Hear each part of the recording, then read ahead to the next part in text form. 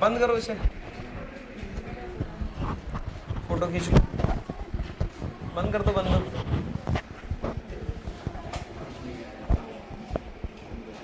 दो वेव बताई थी भूकंप के अंदर, कौन कौन सी थी?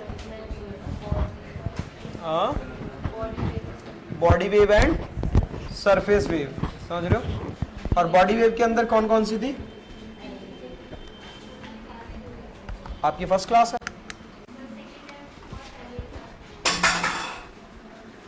बॉडी वेव के अंदर कौन कौन सी थी?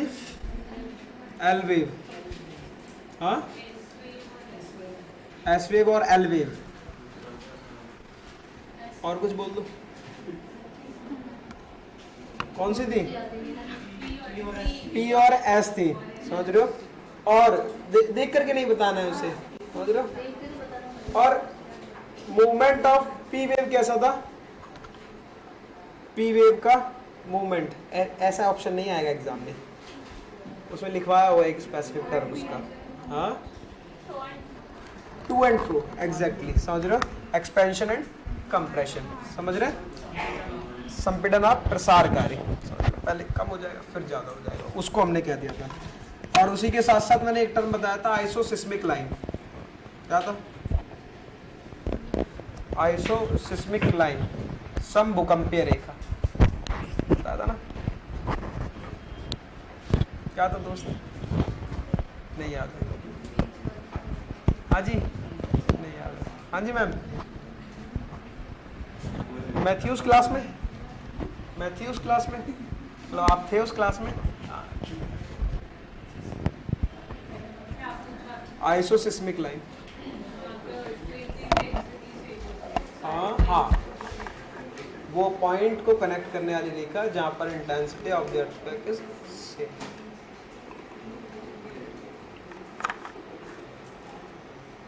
वोल्केनो, और वोल्केनो में आपको बताया था, volcano is of two type, दो प्रकार के हैं मूलतः।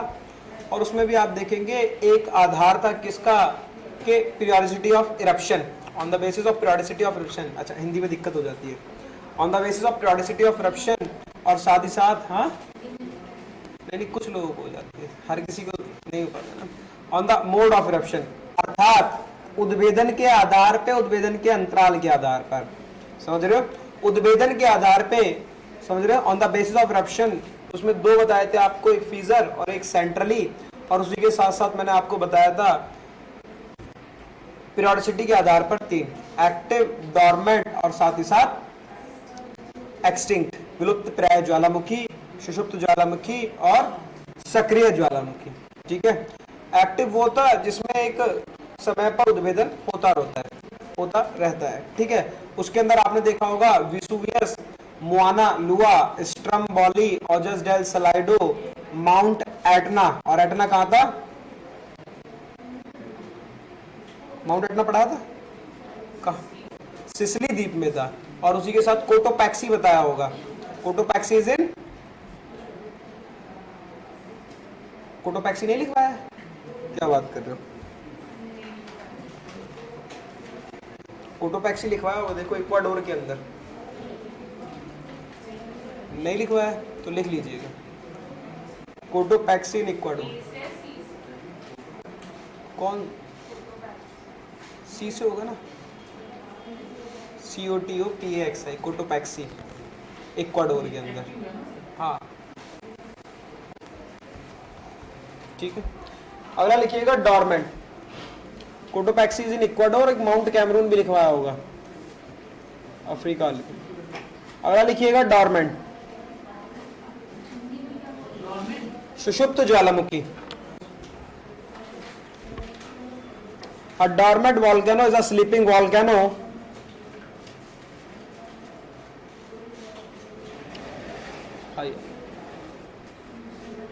बैठ जाइए।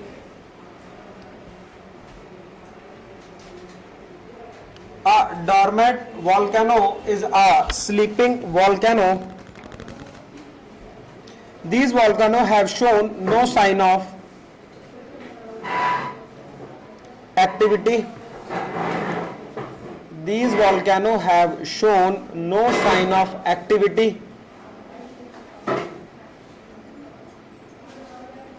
for many years.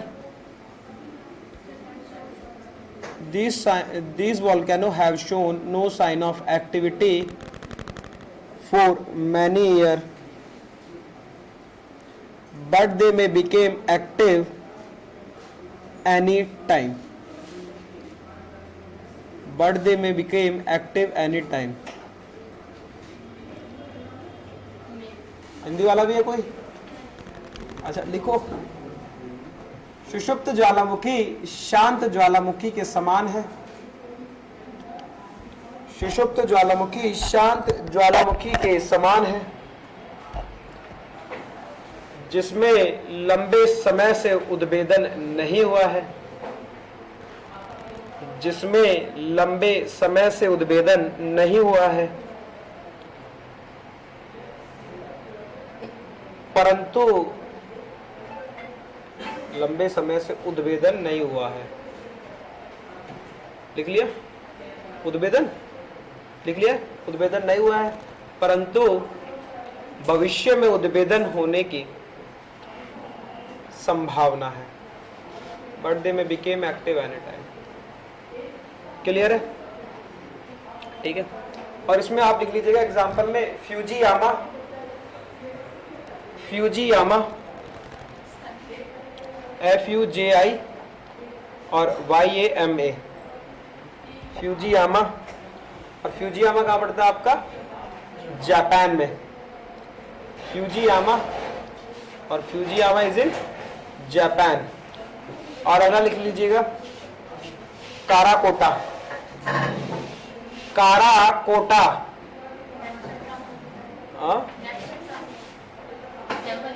एग्जाम्पल है इसी का, काराकोटा।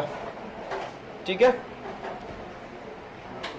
दो याद रखना, एक है फ्यूजियामा जापान के अंदर और एक है काराकोटा कहां पे? इंडोनेशिया के अंदर। ये ऐसे ज्वालामुखी होते हैं जो कभी भी उद्भेदन हो सकता है। ठीक है ना? हुआ नहीं है काफी समय से, लेकिन ऐसा नहीं है कि भविष्य में नहीं होगा। दे में बिकेम एक्टिव एनी टाइम, भविष्य में इनमें उद्भेदन होने की पूर्ण संभावना है। इसके अंदर दो एग्जाम्पल और भी है, याद करने की, फुजियामा और काराकोटा। अगला लिखिएगा extinct volcano, extinct volcano.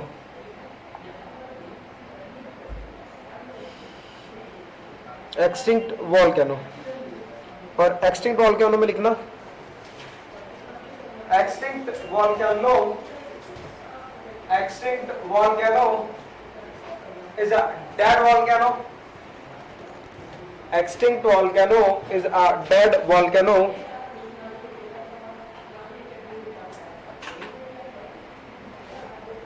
and unlikely to erupt in near future.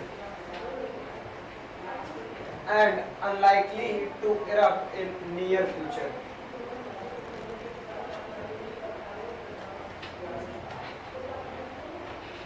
And unlikely to erupt in near future.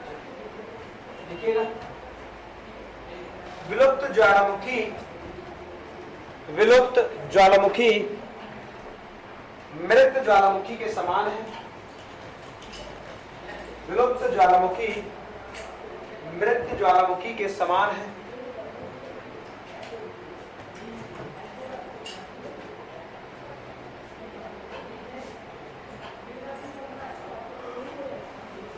जिसमें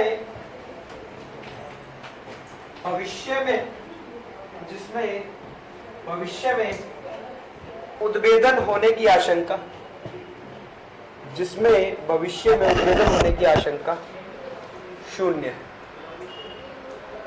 जिसमें भविष्य में उद्भेदन होने की आशंका शून्य है। ठीक है, ध्यान रखिएगा इसको। क्लियर है? और इसी में लिख लीजिएगा किलिमंजारो, किलिमंजारो, KILIMANJARO,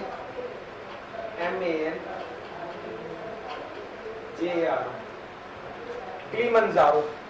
और किलिमंजारो कहाँ है? Tanzania, Tanzania. अगला लिखना mount warning, mount warning in Australia.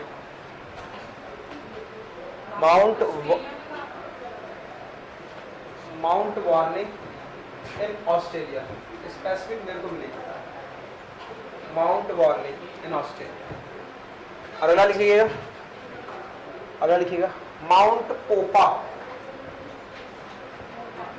POPA,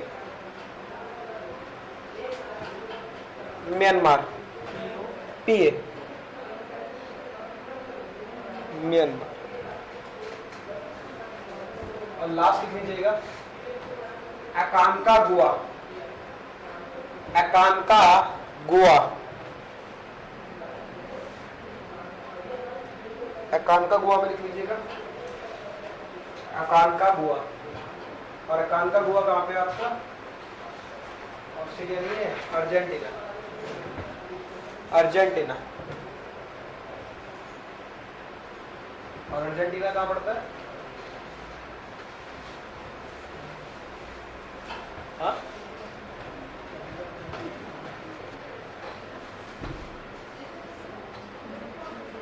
दक्षिण अमेरिका, साउथ अमेरिका, ध्यान रखिए उसी का भाग है अर्जेंटीना, ध्यान रखिए।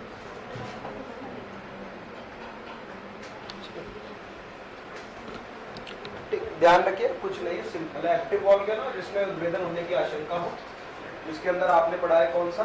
ओजस डेल सलाइडो पढ़ा था, ओजस डेल सलाइडो से स्ट्रम वॉली पढ़ा था, वेसुवियस पढ़ा था, एटना पढ़ा था, कोटोपैक्सी पढ़ा था। Etna is in Sicily, Cotopaxi is in Ecuador, ठीक है। उसके बाद पढ़ा आपने डॉर्मेंट, और डॉर्मेंट वह है जिसमें उद्भेदन हो सकता है लेकिन काफी समय से उद्भेदन नहीं हुआ है, काइंड ऑफ स्लीपिंग वोल्केनो, उठेगा लेकिन जरूर उठेगा, ठीक है। तो इसके अंदर आपने दो पढ़े, फ्यूजियामा इज इन जापान, काराकोटा के अंदर कौन सा है? इंडोनेशिया के अंदर काराकोटा। और उसी के साथ साथ आपने पढ़ा हुआ कौन सा? डॉर्मेंट। ओ एक्सटिंक्ट, एक्सटिंक्ट के अंदर किलिमंजारो देख लिया, माउंट पोपा देख लिया, वार्निंग इन ऑस्ट्रेलिया, और साथ ही साथ कौन सा देखा आपने? अकानकागुआ इज इन अर्जेंटीना, ठीक है। क्लियर है? एक मिनट जरा सामने देखना।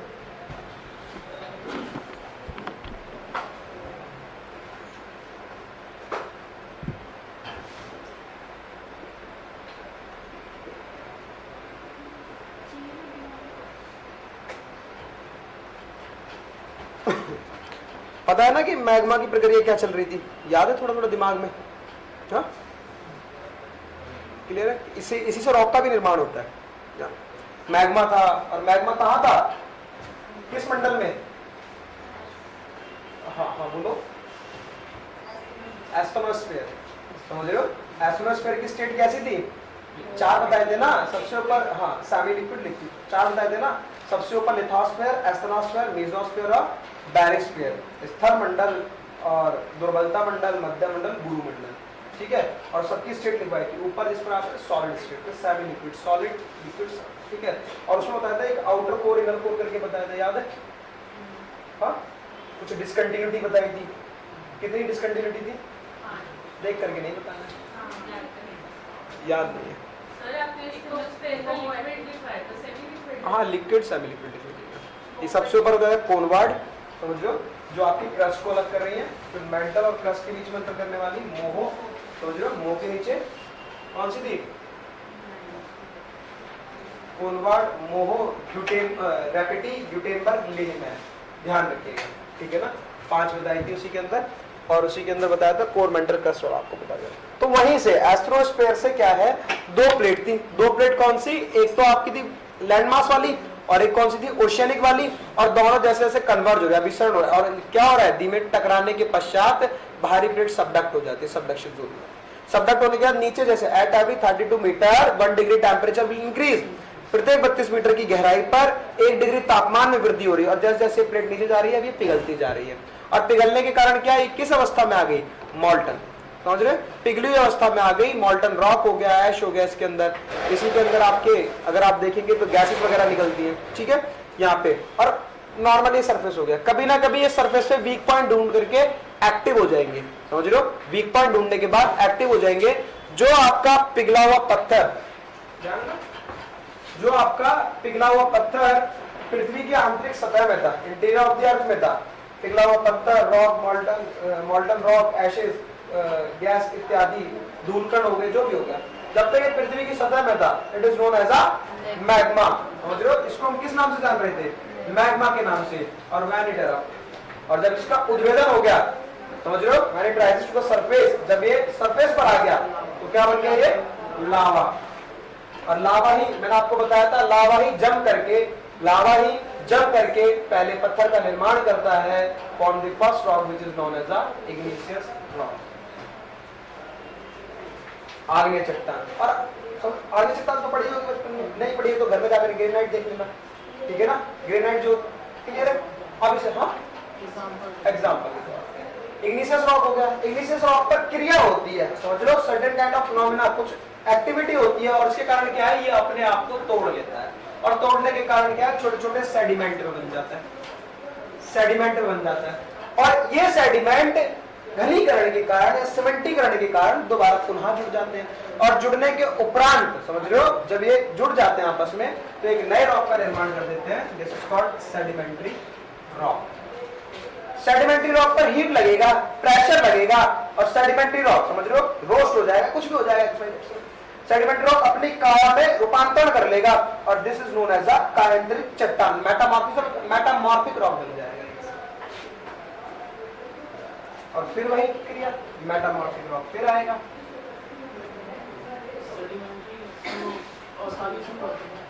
अवसादी ये अवसादी चट्टान, और ये अवसाद, क्लियर है? और ये कैसे होता है? इसमें रिवायती क्रिया यहाँ पे डेन्यूडेशन, अनाच्छादन की क्रिया। और अनाच्छादन की क्रिया में 3 प्रोसेस होते हैं। कैसे? एक इरोजन होता है, समझ रहे हो, इरोजन मतलब उसका अपरदन हो गया है, इरोड हो गया चट्टान, और इरोड होने के बाद छोटे छोटे सेडिमेंट बन जाते हैं। फिर क्या होगा? ट्रांसपोर्ट होगा, यहां से बहकर कहीं और कहीं जाकर के निक्षेपण हो जाएगा, डिपॉजिट हो जाएगा। क्लियर है बंधु? कहां पे? इरोजन से पहले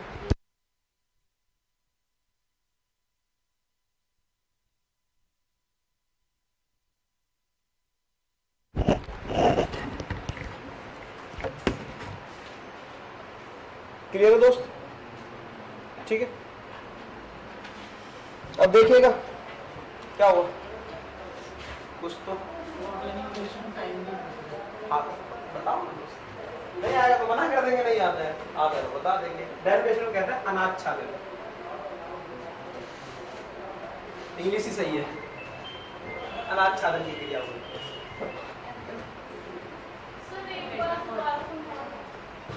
कौन बोला? अच्छा, गॉडेस दुर्गा, मनुश्री, अच्छा सामने, हाँ किस तरह से टूटता है? डायरेक्ट, हाँ चलो बता दो। सब मैग्मा था, और मैग्मा कहां से आया? स्ट्रेटोस्फीयर से, समझ रहे हो? ये आपका क्या है? देखिए नॉर्मल ये क्या है? आपका लैंड मास है, समझ रहे? और ये लैंड मास कभी ना कभी फट जाएगा किसी भी कारण से, समझ रहे? ये फट गया, और जो पिघला हुआ पत्थर, धूलकण इत्यादि गैस जो भी पृथ्वी के एटमॉस्फेयर को निकल कर इरप्ट हो गया, और इरप्ट होने के बाद क्या हुआ? सतह पर आकर के जम गया। और जब तक ये पृथ्वी के आंतरिक सतह में था, इंटरनल ऑफ द अर्थ जब तक, तब तक इसको हमने क्या कहा था? मैग्मा। और इसी का नाम बदल दिया दूसरा, घर पे नाम चिंटू है, बाहर आकर के पिंटू बन गया, सिंपल। नीचे क्या कह रहा है? मैग्मा, और ऊपर आकर क्या बोलते हैं उसको? लावा। और लावा गर्म नहीं होता, ये तो पता ही होगा। ये तो नहीं है कि लावा फ्रीजर में से आता है, नहीं, लावा गर्म है, और गर्म अवस्था के कारण कभी ना कभी ठंडा होगा, और ठंडा होने के उपरांत ये अपने आप को जमा लेता है, घनीकरण कर लेता है, सॉलिडिफिकेशन ऑफ मैग्मा। समझ रहे? मैग्मा घनीकरण पृथ्वी पर पहले चट्टान का निर्माण करता है, पृथ्वी पर पहले रॉक को फॉर्म करता है, उस रॉक का नाम है आग्नेय चट्टान, इग्निशियस रॉक। क्लियर है? Igneous rock. और इग्निशियस रॉक क्या करेगा? इग्निशियस रॉक पर क्रिया होती है, उसको बोलते हैं डेरिवेशन। ट्रिपल अलाइंस करिए, इधर देखो सामने, इग्निशियस रॉक। और इग्निशियस रॉक क्या करता है? उसमें क्रिया होती है, डेरिवेशन की क्रिया। और डेरिवेशन की क्रिया के कारण, डेरिवेशन के अंदर 3 चीजें होती हैं। रॉक जो होता है वो इरोड होता है, रॉक क्या होता है? इरोड होता है, और इरोड होने के साथ साथ उसमें अविरोध हो गया, छोटे छोटे सेडिमेंट बन गया, है ना, छोटे छोटे सेडिमेंट बन गया, तो सेडिमेंट कहलाएगा, अवसाद कहलाएगा। और हो सकता है कि वो वहां से ट्रांसपोर्ट करके कहीं और चला जाए, ट्रांसपोर्टेशन की क्रिया। और जहां पर जा रहा है वहां पर एक जगह जाकर के क्या हो जाएगा, सामने वहां पर जाकर क्या हो जाएगा, निक्षेपित हो जाएगा, डिपॉजिट हो जाएगा, डिपोजिशन। क्लियर है? इस पूरी क्रिया को हम क्या कह रहे हैं, लैमिनेशन। पहले अवसाद बना और अवसाद से फिर वो पत्थर बन गया, जिसका नाम हमने कह दिया अवसादी पत्थर, अवसादी पत्थर कह दिया। और अवसादी पत्थर पे फिर हीट और प्रेशर लगता है, समझ रहे हो? हीट और प्रेशर के कारण क्या है, वो अपनी काया को रूपांतरित करता है, अपने अंदर मेटामॉर्फिज्म करता है। और मेटामॉर्फिज्म के कारण जो रॉक बनता है उसका नाम है मेटामॉर्फिक रॉक। अब मेटामॉर्फिक रॉक फिर टकराता है, ईंट से ईंट टकराती है, मतलब प्लेट से प्लेट टकराती है, और प्लेट से प्लेट टकराने का क्या है, नीचे सबडक्शन जोन में चली जाती है, कई बार गर्त का निर्माण कर देती है, इसको ट्रेंच कहते हैं। और गर्त के साथ साथ फिर क्या है, फिर एस्टोस्फीयर में जाएगा, फिर मैग्मा बनेगा। क्लियर है? ठीक है। अब देखिएगा ये जो वॉल्केनिक लैंडफॉर्म, सामने देखिए, लिखना मत, ठीक है, देखिएगा एक मिनट समझ।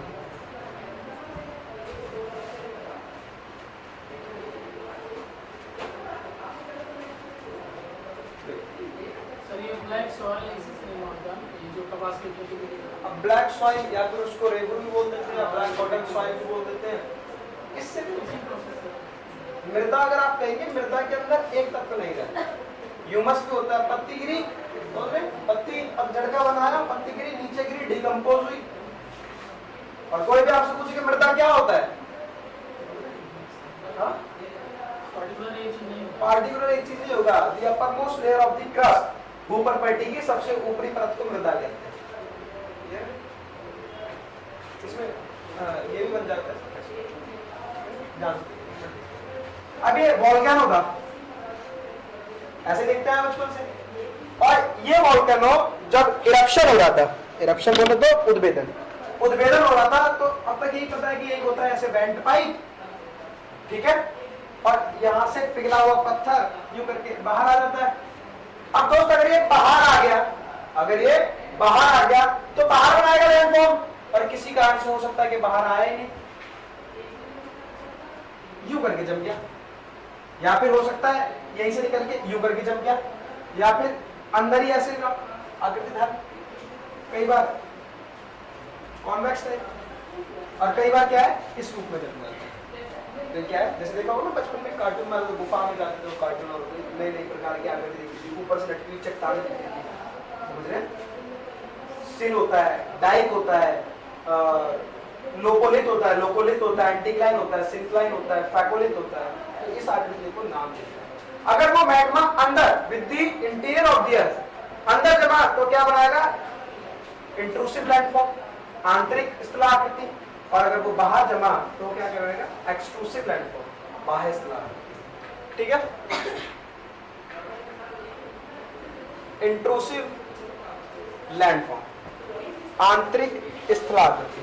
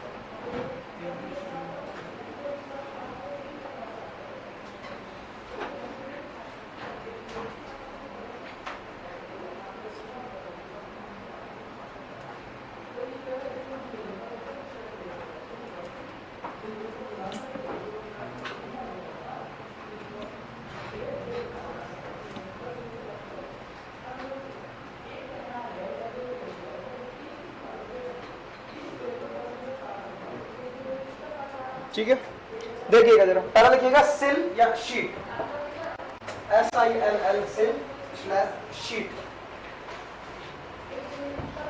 सिल, सिल को सिल ही कहेंगे हिंदी में, सा छोटे की मात्रा अदला, ओ पूरा ला, सिल या फिर शीट। ठीक है, सिल या शीट लिखेगा whenever lava gathered in a horizontal pattern, इसी के सामने लिख लीजिएगा, lava gather in a horizontal pattern, lava का ऊर्ध्वाधर रूप में जम जाना, लावा का ऊर्ध्वाधर रूप में जम जाना। ठीक है,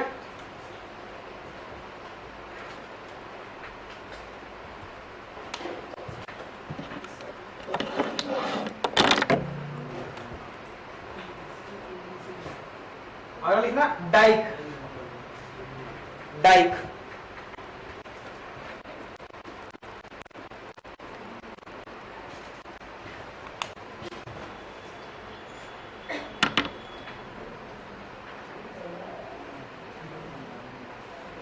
डाइक,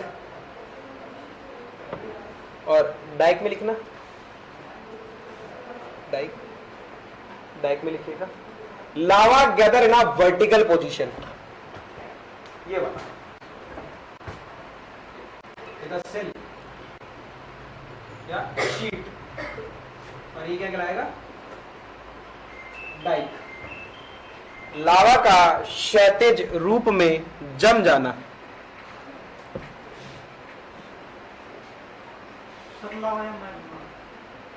हाँ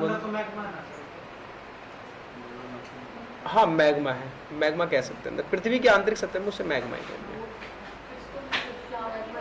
हाँ लावा मतलब सरफेस पे आ जाएगा, बेसिक टर्मिनोलॉजी होती है, समझिए ना। जैसे अगर मैं आपसे पूछूं नॉर्मल गल्फ और बे में क्या अंतर, तो मतलब है सब एक ही, ठीक है ना, लेकिन क्या बाहर आने के बाद दूसरा नाम दे दिया और अंदर से दूसरा दे दिया, मैग्मा गैदर इन अगला लिखिएगा।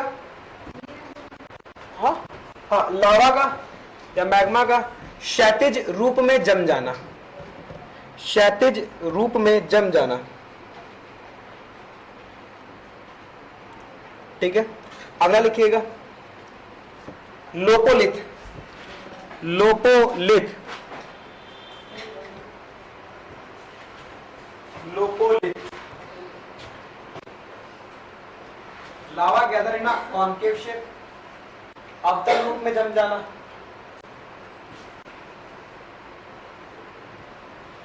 लावा गैदर इन कॉनकेव शेप, अवतल रूप में जम जाना।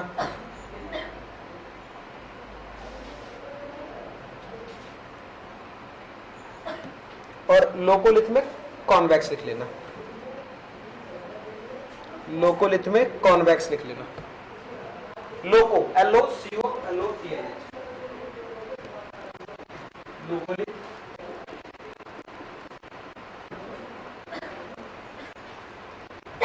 लोकोलिथ होता लोपोलिथ, एक कॉनकेव है, एक कॉन्वेक्स है। LOPOLITH P है और एक LOCO लोको पायलट वाला, लोको पहले वाला था, ये लोको है।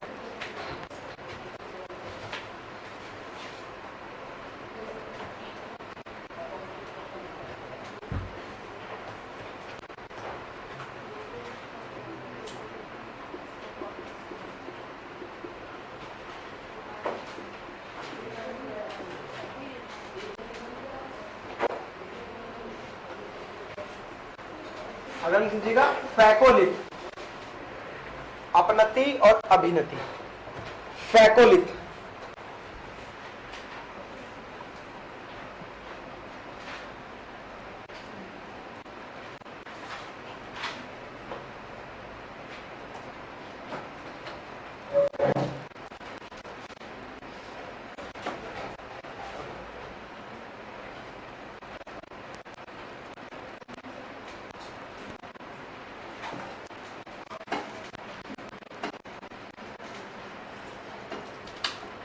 फैकोलिथ। ठीक है, फैकोलिथ मतलब लावा का इस रूप में जम जाना, अपनति अभिनति, एंटीक्लाइन प्लस सिंक्लाइन।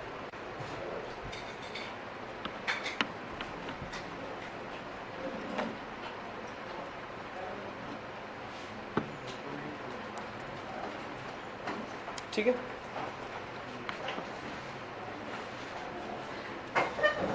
हाँ लोकल बताया ना, कॉन्वेक्स शेप में।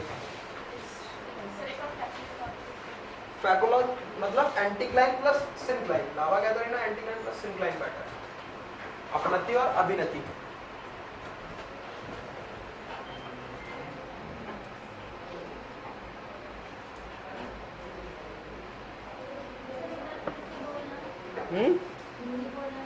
अपनति पा, पापा वाला, और भा, समझ रहे हो, भालू वाला, ठीक है। अपनति और अभिनति, क्लियर है, ध्यान रखिए, ठीक है। इसमें और अच्छा, ये हो गया इंट्रूसिव। एक्सट्रूसिव में लिख लीजिएगा, एक्सट्रूसिव लैंडफॉर्म, और उसमें लिखिएगा सिंपल। एक लिख लीजिए पैरासाइट कोन, पैरासाइट कोन। एक्सट्रूसिव लैंडफॉर्म, बाह्य स्थला आकृति, एक्सट्रूसिव लैंडफॉर्म, बाह्य स्थला आकृति, और उसमें लिखिएगा पहला पैरासाइट कोन, परजीवी शंकु, परजीवी शंकु, ठीक है। देखिए होता क्या है कि ये है आपका नॉर्मल, और ये वेंट पाइप है, ठीक है। जरूरी थोड़ी है, सारा देखिएगा बिल्कुल, जरूरी थोड़ी है कि हर बार इरप्शन होकर के यही गैदर हो, ऐसा ही कोन बनाए। हो सकता है कि यहाँ पर, यहाँ से लीक हो गई, समझ रहे हो, और इसी नलिका पर आधारित है, इसलिए हमने इसको क्या बोल दिया, पैरासाइट कोन, परजीवी, दूसरे पे, इस पे पैरासाइट, और इसको हम क्या बोल देते हैं, कंपोजिट कोन या फिर स्ट्रेटोकोन, मिश्रित शंकु या फिर परतदार शंकु। लिख लिया, दो याद रखिएगा इसमें, ठीक है। हाँ जी, स्ट्रेटो, STRATO, लिख लिया, स्ट्रेटो, परतदार शंकु, ठीक है।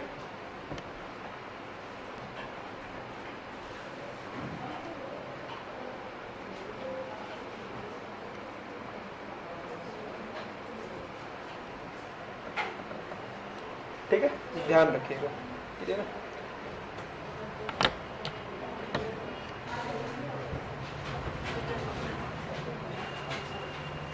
अच्छा, सस्टेनेबल डेवलपमेंट गोल वाला टॉपिक है आपका, हो रखा सस्टेनेबल डेवलपमेंट गोल वाला। हाँ, 17 लक्ष्य थे, 169 उपलक्ष्य थे, हो गया। और वो आपको मैंने बता दिया था, उसके हैंडआउट मैं सर को शेयर कर दूंगा, जो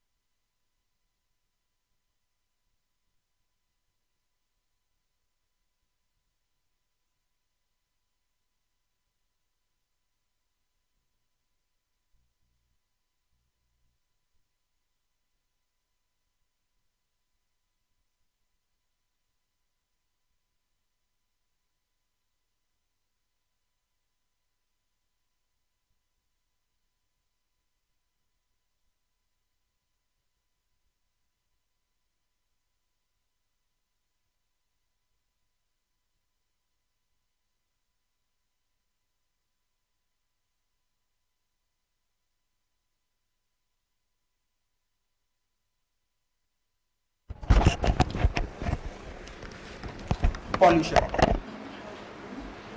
और पॉल्यूशन।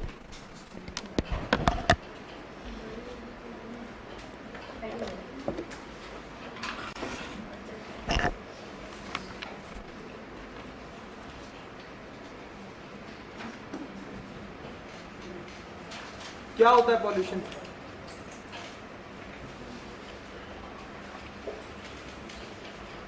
हाँ दोस्त, आप ही बताएं। पॉल्यूशन, हाँ ले लीजिए। क्या नाम आपका? आकिब, हाँ बताओ महोदय। प्रदूषण सुना तो होगा ना, ऐसा तो नहीं है कि पहली बार सुना है, परिचित तो हो ना, तो ठीक है कोई बात नहीं। बताओ प्रदूषण। हाँ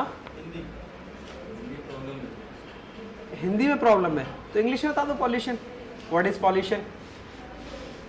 नो अच्छा, हाँ बताओ दोस्त। हाँ आप ही, अरे नहीं बताओ महोदय।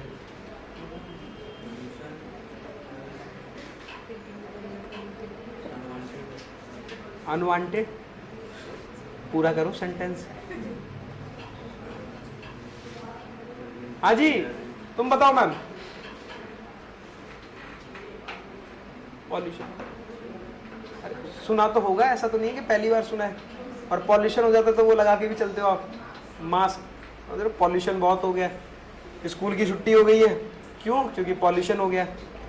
हो जाता है ना, ठीक है ना। हाँ एयर प्यूरिफायर लगा दो, एयर पॉल्यूट हो गई है, तो बार बार पॉल्यूशन पॉल्यूशन होता है। आप बताओ मैम। हाँ आप, हाँ हाँ हाँ हाँ कुछ भी बोलो। ए महोदय शांत हो जाओ, 1 मिनट रुक जाओ। हाँ सुन लेने दो। हार्मफुल सब्सटेंसेस जो होते हैं, हार्मफुल तो वो भी है, समझ रहे हो। हार्मफुल ही है एक तरीके से, जो इलीगल वेपन वगैरह हो गया, हार्मफुल ही है, हेल्पफुल थोड़ी है। जो एयर में सस्पेंड हो सकता है। And what about water, and what about soil? हाँ जी धनुश्री, प्रदूषण।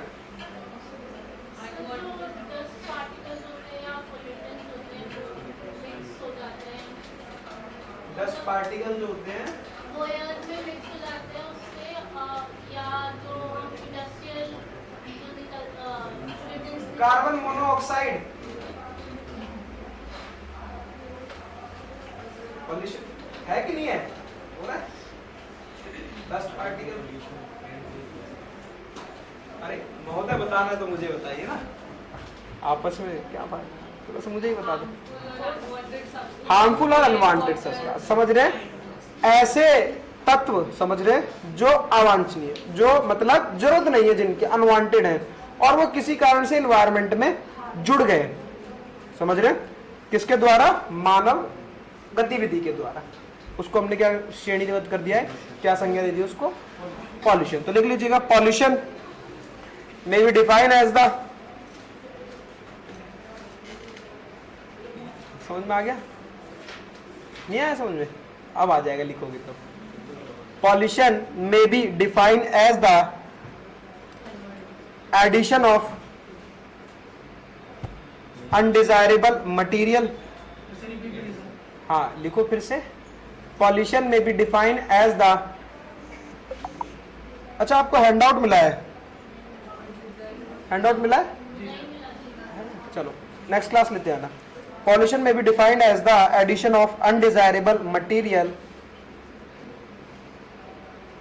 Into the environment as a result of human activity. मैंने दे तो मैम रखे हैं, वो किसी कारण से नहीं आ पाया, चलो मैं दोबारा दे दूंगा। As a result of human activity, as a result of human activity लिखिएगा। Addition of undesired material into the environment as a result of human activity.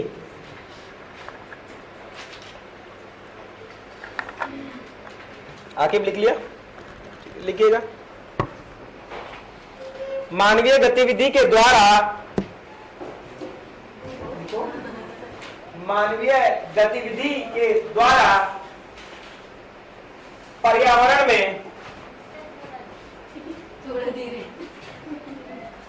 पर्यावरण में मानवीय गतिविधि के द्वारा पर्यावरण में अवांछनीय तत्वों का मिल जाना, अवांछनीय तत्वों का मिल जाना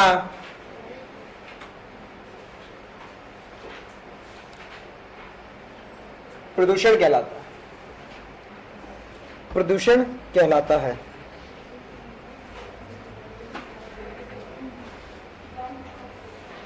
ठीक है। और जो तत्व मिले हैं, समझ रहे हो, जो तत्व ऐड हुए हैं उनको हमने क्या कह दिया है, पॉल्यूटेंट, प्रदूषक की उपमा दे दी उन्हें। क्लियर है? तो अरे ऐसा कोई, मैं समझ रहे हो, ऐसी भाषा नहीं है मेरी, नॉर्मली तो है, या फिर वो वाली है बाहुबली की जो लास्ट में आता है। अच्छा, अगर लिखिएगा the agent which cause, the agent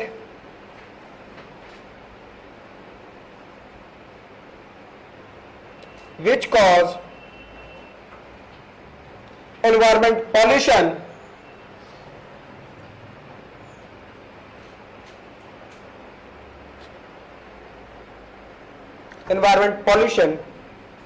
are called pollutant।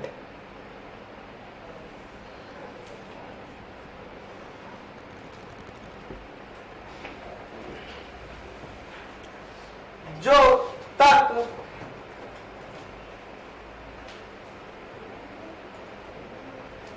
पर्यावरण में घुल जाते हैं, जो तत्व पर्यावरण में घुल जाते हैं उन्हें प्रदूषक कहते हैं, उन्हें प्रदूषक कहते हैं।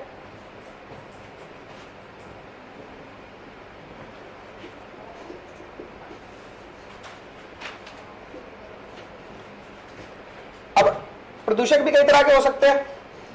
एक वो प्रदूषक है, चिप्स खा लिया, चिप्स को फेंक दिया पानी के अंदर, मान लीजिए, समझ रहे हो, वो क्या है, डिकम्पोज हो जाएगा, मछलियां खा लेंगी थोड़ा बहुत उसे, तो मतलब जो डिग्रेड हो जाएगा। और एक वो है जो डिग्रेड नहीं होगा, नॉन डिग्रेड, कांच, समझ रहे हो, कांच लेकर के आए थे और कांच को क्या करा आपने, फेंक दिया समुद्र के अंदर, अब कांच खाया तो जाएगा, प्लास्टिक होगा, डिग्रेड नहीं होगा, जिसको नॉन डिग्रेडेबल। एक होता है क्वालिटेटिव, एक क्वांटिटेटिव, और एक होता है प्राइमरी और एक सेकेंडरी।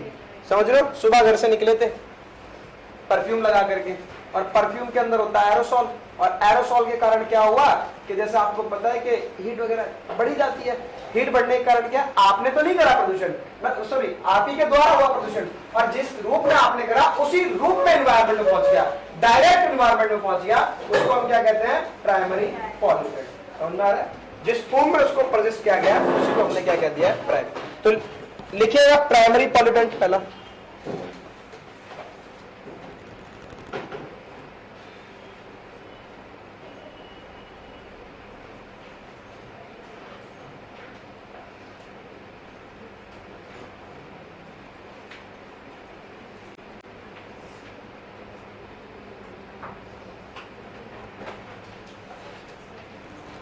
लिखिएगा they are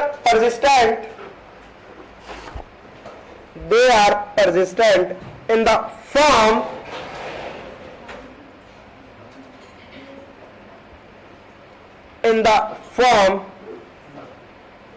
in which they are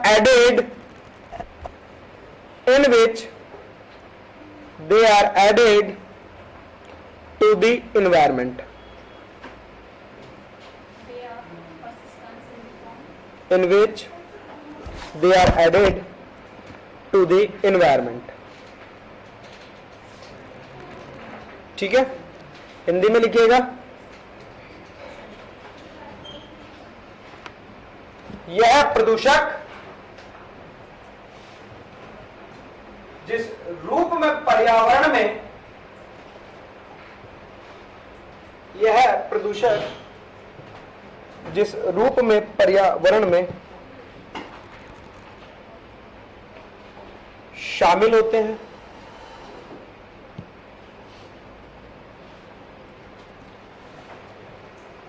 उसी रूप में कायम रहते हैं, उसी रूप में कायम रहते हैं। ठीक है, ध्यान रखिए। देखिए जरा, जैसे नॉर्मल आप बाइक लेकर के आए, बाइक चला करके आए और बाइक के जो इंजन रहता है उससे क्या निकल गया, SO2 निकल गया, समझ रहे। अब SO2 तो सिर्फ आपने निकाला है, सिर्फ आप यहीं तक के दोषी थे। इसके बाद क्या होता है, कभी ना कभी हीट ज्यादा हो जाती है और हीट सनलाइट के कारण ये SO2 टूट जाता है, टूट गए, एक रेडिकल ऑक्सीजन बना दिया, समझ रहे हो, एक ऑक्सीजन और बना दिया इसने। और ये जो ऑक्सीजन है ये कभी ना कभी जाकर के वातावरण में जो आपकी ऑक्सीजन है उससे रिएक्ट कर जाता है, समझ रहे हैं, ये कभी ना कभी जाकर के वातावरण में जो ऑक्सीजन है उससे रिएक्ट कर जाता है रेडिकल ऑक्सीजन, और निर्माण कर देता है किसका, O3 का। और इसी O3 को हम क्या कहते हैं, ओजोन। अब तक क्या हो रहा था कि ओजोन परत है, और ओजोन परत कहां पे है, स्ट्रेटोस्फीयर में 15 से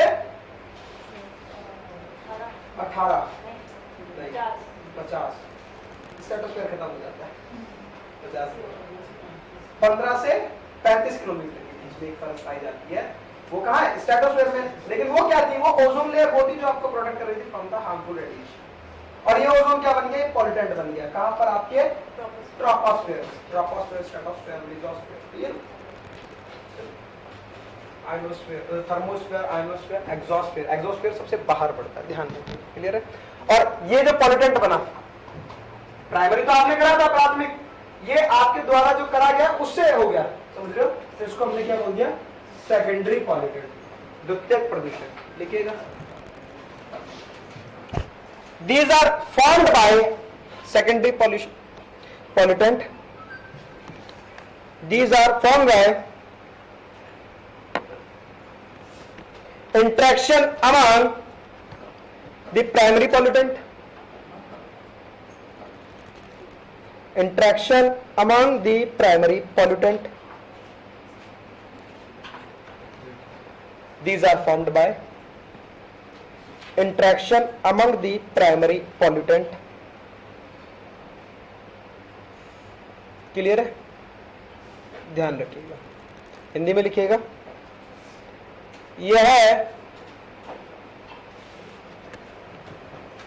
प्राथमिक प्रदूषक के बीच, यह है प्राथमिक प्रदूषक के बीच परस्पर क्रिया से, परस्पर क्रिया से निर्मित होते हैं, ठीक है, ध्यान रखिएगा महोदय, ठीक है। और भी होता है पॉल्यूटेंट के प्रकार, अगला लिखिएगा, quantitative pollutant,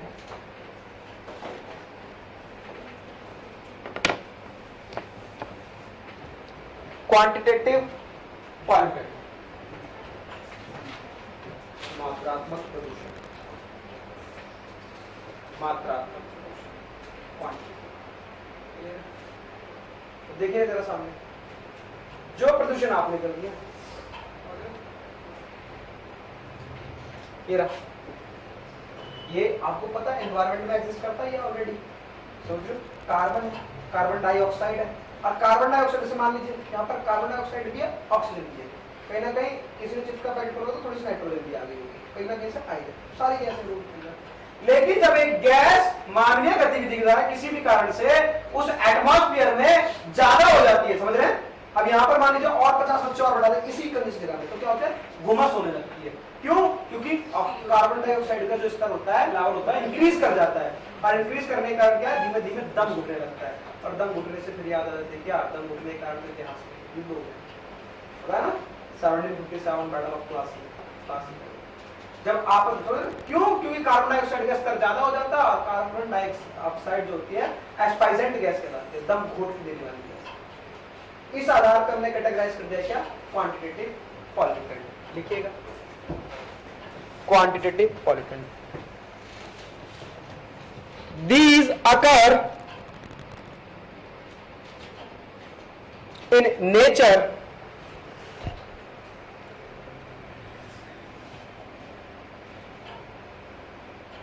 these occur in nature and became pollutant and become pollutant when their concentration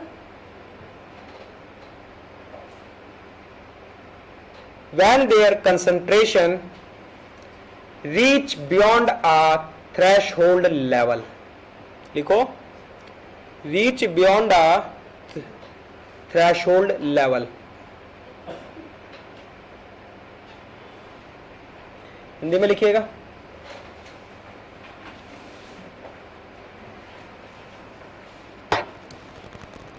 यह प्रकृति में होती हैं, यह प्रकृति में होती हैं,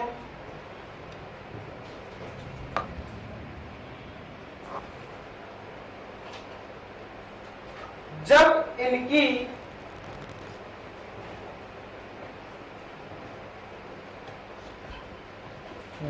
इनकी सघनता सीमा, जब इनकी सघनता सीमा स्तर से अधिक हो जाती है, स्तर से अधिक हो जाती है, स्तर से अधिक हो जाती है, तो यह प्रदूषक बन जाती है, तो यह प्रदूषक बन जाती है। क्लियर है? ये क्या हो गया? क्वांटिटेटिव।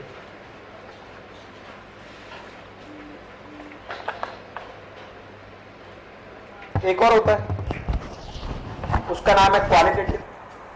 देखिए सामने देखिएगा, एक बड़ा प्राइमरी, अब प्राइमरी में क्या है कि आपने फेंक दिया, देखो डायरेक्ट ह्यूमन इन्वॉल्व, समझ लो, डायरेक्ट ह्यूमन इन्वॉल्व है, उसको लिख दे। और वो जो फेंका गया है, समझ लो, वो जो आप चीज फेंक करके आए हो, वो जाकर के दोबारा रिएक्ट कर रही है, this is called secondary. Carbon dioxide थी एनवायरमेंट में, लेकिन आपकी एक्टिविटी के द्वारा किसी भी कारण से उसका स्तर बढ़ गया, किसी भी गैस का स्तर बढ़ गया बियॉन्ड अ थ्रेशोल्ड लेवल, तो वो क्या कहलाएगा? क्वांटिटी। उसकी क्वांटिटी बढ़ गई ना। और जब क्या होगा कि जो प्रकृति में एग्जिस्ट ही नहीं करती है, जो एनवायरमेंट में है ही नहीं, जैसे फंगिसाइड है ही नहीं, आपने मतलब मैन मेड एक्टिविटी के द्वारा आपने उसको इंजेक्ट कर दिया एनवायरमेंट के अंदर, this is called qualitative pollutant. देख लीजिएगा अगला, qualitative pollutant.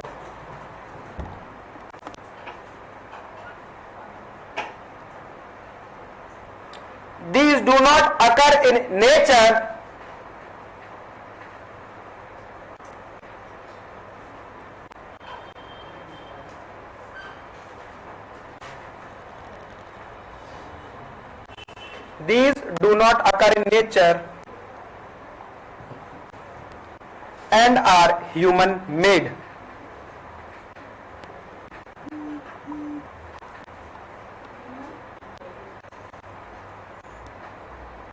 And are human made.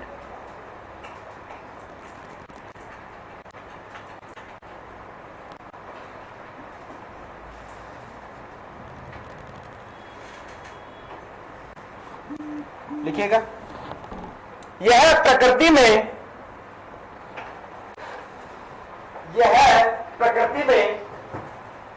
नहीं पाए जाते,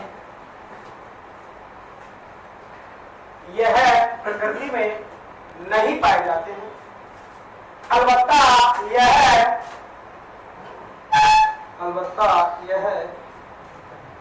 मानव निर्मित प्रदूषक है, अलबत्ता यह मानव निर्मित प्रदूषक है। क्लियर?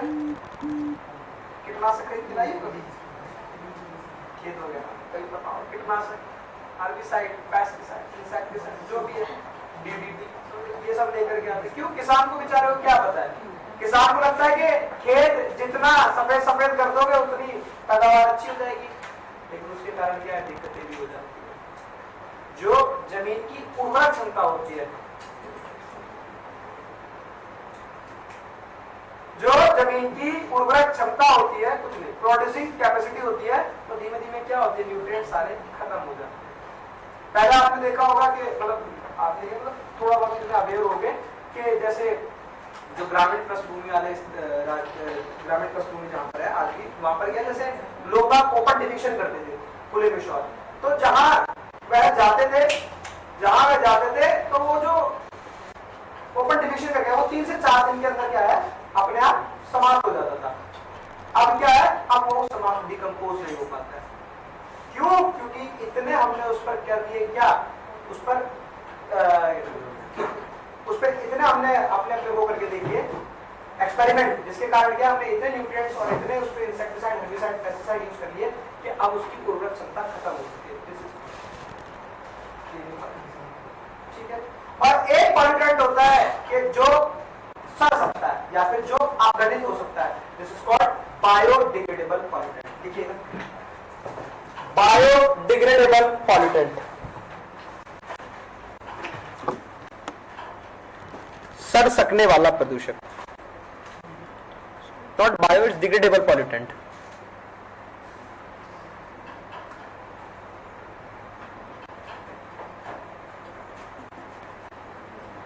और लिखिएगा, these are natural organic substances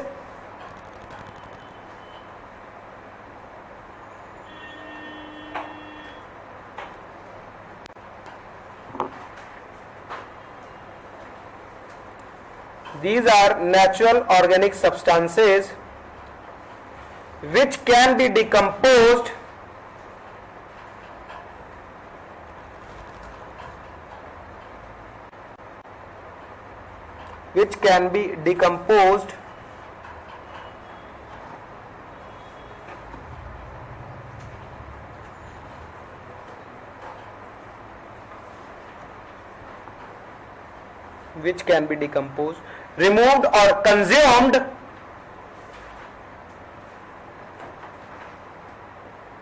removed or consumed and thus THUS and thus reduced to acceptable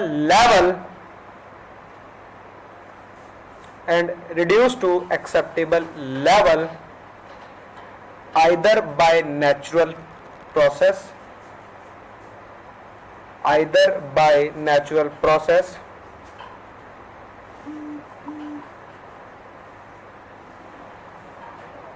or by some engineered system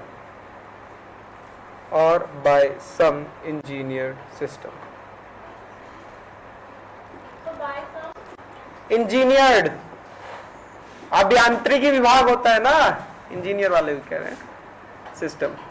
ठीक है, हिंदी में लिखिएगा, यह प्राकृतिक कार्बनिक पदार्थ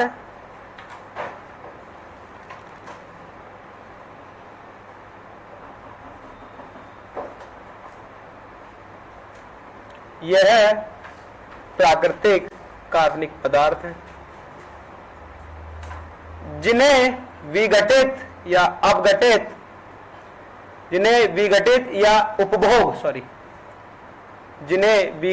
या उपभोग करके हटाया जा सकता है,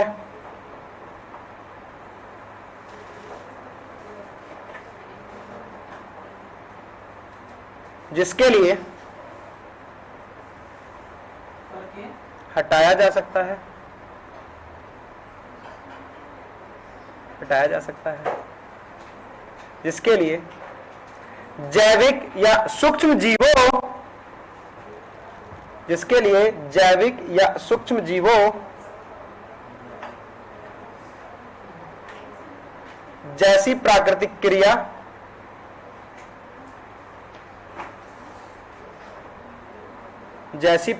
क्रिया या अभियांत्रिकी प्रणाली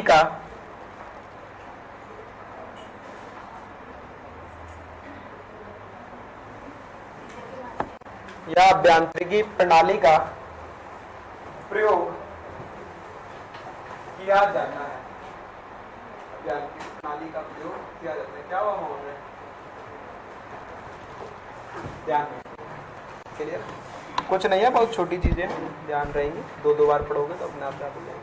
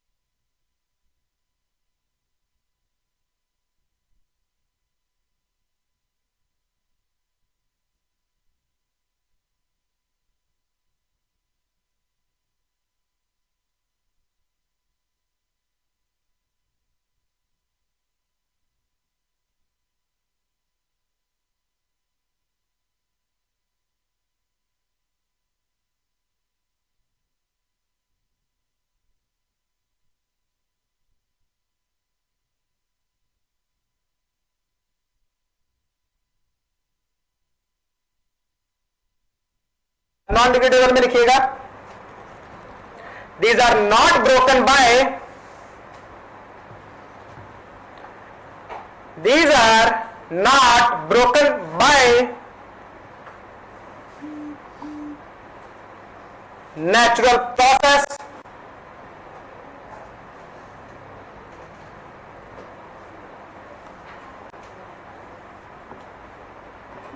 like the action of microbes, like the action of microbe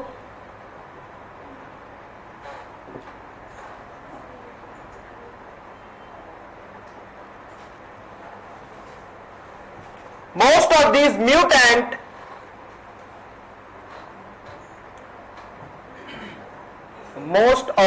these mutant get accumulated, लिखो, अरे बाप रे, get accumulated in the environment and also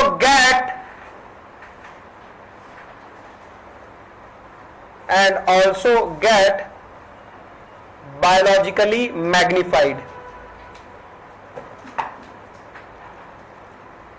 as these move along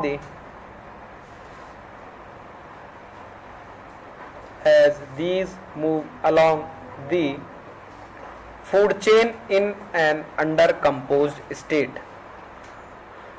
Food chain in an undercomposed state.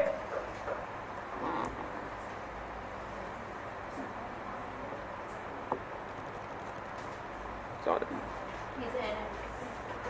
State. Composed state. These may also react with other compound, and these may also react with other compound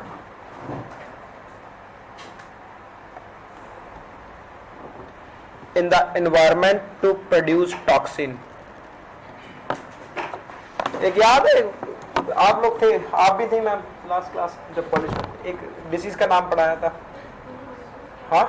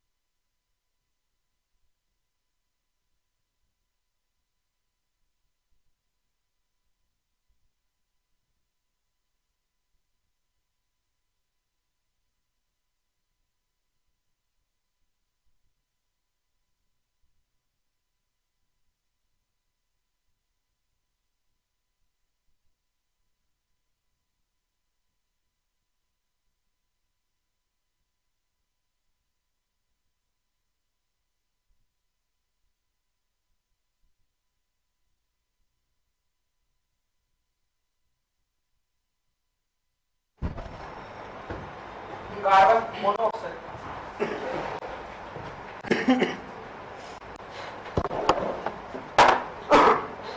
देखिए, carbon monoxide produce from the exhaust of internal combustion engine and incomplete combustion of various other fuel. समझ रहे हो? देखिएगा कैसे carbon monoxide कहां से निकलती है कि कोई भी पदार्थ पूरी तरीके से चले ना, या फिर किसी भी व्हीकल से, ऑटोमोबाइल से भी निकल जाती है, या फिर जैसे हम क्या करते हैं कि आयरन मेल्टिंग, लौह को गलाते हैं, लोहे को गलाते हैं, उससे भी क्या होता है, कार्बन मोनोऑक्साइड आपकी एवेपोरेट होती है। Carbon monoxide as a by product, ठीक है, it forms when there is not enough oxygen to produce carbon dioxide. देखिएगा क्यों बनेगी, क्योंकि उसको पूरी तरीके से जलाने के लिए क्या नहीं, आपके पास ऑक्सीजन है, अनबर्न्ड रह गया है, अब जला रह गया है, इसके कारण क्या है, वो गैस निकल जाती है। ठीक है, ध्यान रखिएगा। अगला देखिएगा, in the presence of oxygen carbon monoxide burned with the flue। 8th class की एनसीईआरटी की लाइन है, ध्यान रखिएगा इसे। ठीक है, other natural source of carbon monoxide include volcano, forest fire, जंगल में ज्वालामुखी उद्भेदन हो जाए, और उसी के साथ साथ क्या है, कोई भी कंबशन वगैरह हो। The majority of tropospheric ozone, the majority of tropospheric ozone formation occur when nitrogen oxide, साथ ही साथ carbon monoxide and volatile organic compound react in the atmosphere. समझ रहे हैं कि मैंने बताया ना, ओजोन तो थी, ओजोन एज अ सेफगार्ड के तौर पे काम कर रही थी, आपको बचा रही थी, कहां से, पराबैंगनी किरणों से और डायरेक्ट यूवी किरणों से। पराबैंगनी किरणों से बचा रही ताकि वो प्रत्यक्ष तौर पर आकर के आपको स्किन का रोग ना कर दे, चरम रोग ना कर दे, इसलिए ओजोन क्या है, परत है। लेकिन ओजोन परत के साथ साथ क्या है, आपका ओजोन पॉल्यूटेंट भी है, और वो ओजोन परत कहां पे, स्ट्रेटोस्फेयर में, ये कहां पर है, आपके ट्रोपोस्फेयर में। समझ रहे हो, इसको हम ट्रोपोस्फेरिक ओजोन, लेकिन ये पॉल्यूटेंट की तरह वर्क करती है। अभी ओजोन का पूरा मैंने डाला हुआ है, उसमें आपको आ जाएगा। ठीक है ना, क्या क्या दिक्कतें होती हैं, ध्यान रखिएगा। ठीक है, अगला देखिएगा, फायर दैट बर्न, ठीक है कोई बात नहीं। कार्बन डाइऑक्साइड वही है, कलरलेस एंड ऑर्डरलेस गैस है, और उसी के साथ साथ हैवियर देन एयर है। ठीक है, लिखवा दूंगा मैं, आप हैंडआउट में देख लीजिएगा ना, सुन लीजिएगा। ठीक है, क्या है, हैवियर देन एयर है, और उसी के साथ साथ नेचुरल सोर्स, नेचुरल सोर्स के अंदर क्या है, ज्वालामुखी।